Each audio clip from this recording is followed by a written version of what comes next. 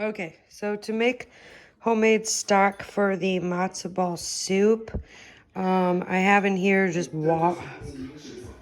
water, and I have onions I just chopped up. Doesn't have to be perfect. I kept skin on and all. Parsley, dill, carrots with the tops on and everything. We're going to strain that out, but it's more for flavor, and this is going to go for a while. I didn't have any celery, so I added celery salt and some poultry seasoning, black pepper, and salt. I have a whole chicken here, and I'm going to drop this in, wrap it in cheesecloth, and drop it in without the wings. Don't put the wings in because they add a weird flavor to the stock. So I'll remove the wings, and then I'm going to wrap it in cheesecloth and put it into the pot and let it go for probably 5 to 6 hours.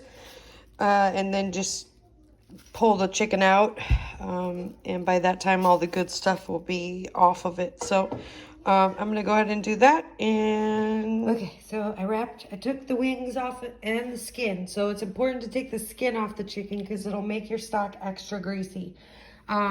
Just pop that in. That was a bit of carrot. So we have this chicken wrapped in cheesecloth, and this makes it easier to take out whenever it's all done. But just go ahead and drop it in like so, and we're going to turn it on, and you want to get it to a boil first. Turn it down to a simmer and just let it go for a long time, 5 to 6 hours.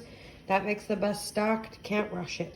Okay, so I'll catch you back here in just a little while, probably in a 3 hours. It's come to a boil. I'm going to turn it to low, and we're going to leave it like this for, I'd say, 5 to 6 hours. We'll see how it goes. We want that chicken completely just absorbed into the stock. So catch you back here in a little while.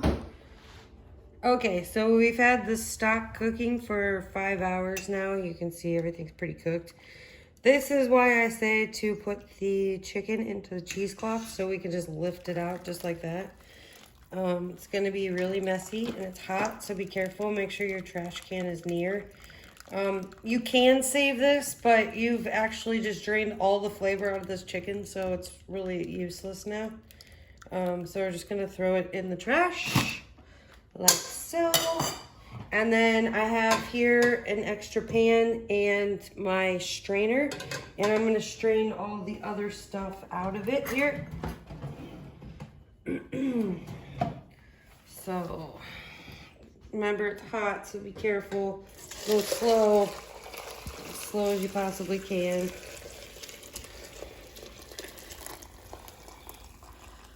And you'll have goopity goo here. Just leave all that. See, that's just in the pan, useless. We drained all the flavor out of it, so whatever flavor you have is in the stock now,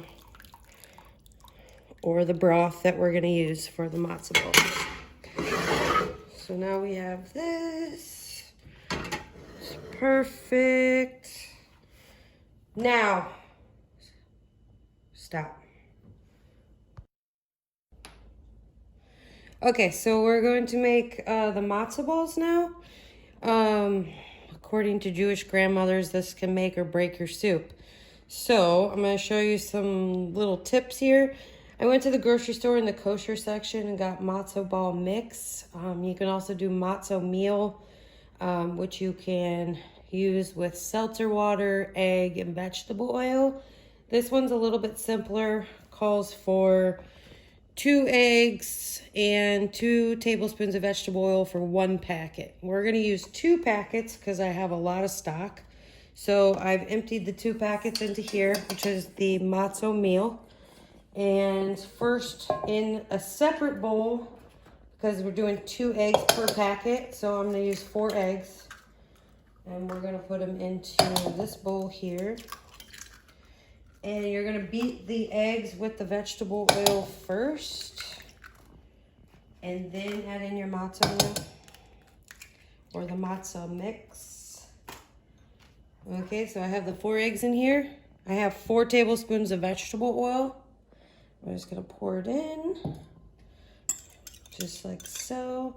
You can also use rendered chicken fat, which they call schmaltz. You can get that at a specialty grocery store. I live in Southern California, so that's really hard to come by. But apparently, according to Jewish grandmothers, that vegetable oil works just as good.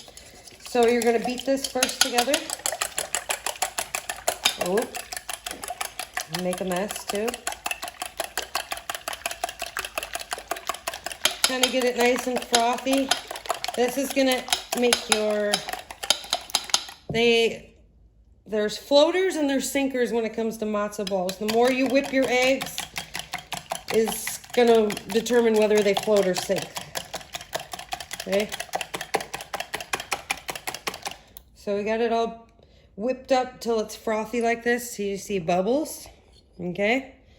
And we're going to add in the matzah meal and just mix it together here till it forms a dough, just like so. You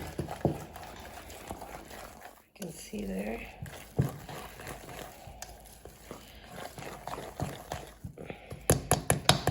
Now this has to go into the refrigerator now for 15 minutes. I say 15 to 20 minutes. That matzo meal needs time to soak up these eggs and the vegetable oil. So once we do that, it'll be more dough-like.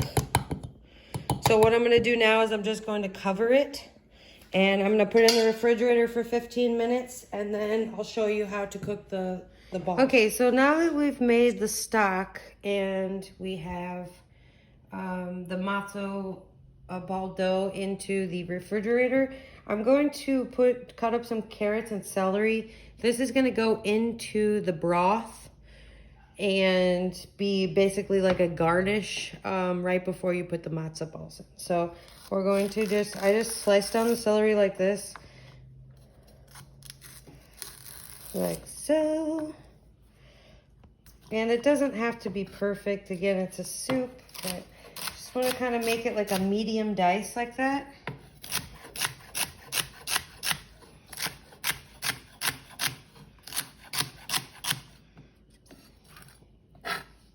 And we do the same thing for the carrots. Stop. Same thing for the carrots. We're just going to, I peeled it already, and we're going to do a medium dice for the carrots. How I do this is just like so. Again, it doesn't have to be perfect. It's going into the soup. Obviously, you want it to be kind of pretty or equal at least to the celery. So kind of go through and just make sure that they're going to be medium dice. I'm going to set those aside and kind of show you here. I'm just going to go through, medium dice the carrots, just like that. And that's it. So we have, I put water in here, about 14 cups, what would fit in the pan. This is what we're going to use to cook the matzo balls. I've salted the water with kosher salt just a little bit, not too much. You don't want them too salty. And we're going to bring this up to a boil. And okay, so this has been sitting in the refrigerator for 15 minutes. We're going to roll them into balls. I have to get my hands wet first, so you want to wet your hands and basically pick it up. And we're going to roll it into a ball like so. So I'm just rolling them into 1-inch balls here. My hands are wet. Helps the meal not stick to your hands. They don't all have to, be perfect. Kind of imperfection that makes it good. I'm just doing them all, rolling them all out before I put them into the water so they all cook at the same time because they have to go for 20 minutes.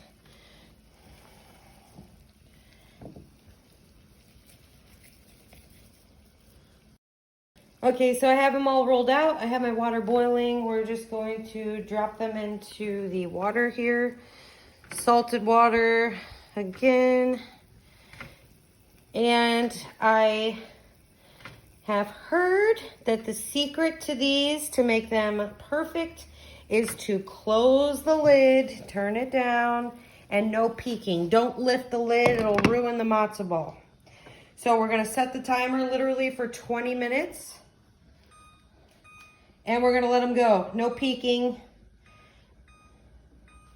If you open the lid, it will disrupt the cooking process and they won't be as good. Okay, so the matzo balls, 20 minutes exactly. I didn't peek and they look perfect. So you can see they're floaters as I was describing. Some matzo balls sink too. Neither is right or wrong, but what we're gonna do, and plop, if you're making a bowl, 2 of them in the bowl here, like so. And then I had that broth that I cooked with the celery and carrots, just enough for a bowl. And you just want to pour it over the top of it, like this. And we're gonna garnish with some fresh dill. Just like that. And that is matzo ball soup. Enjoy.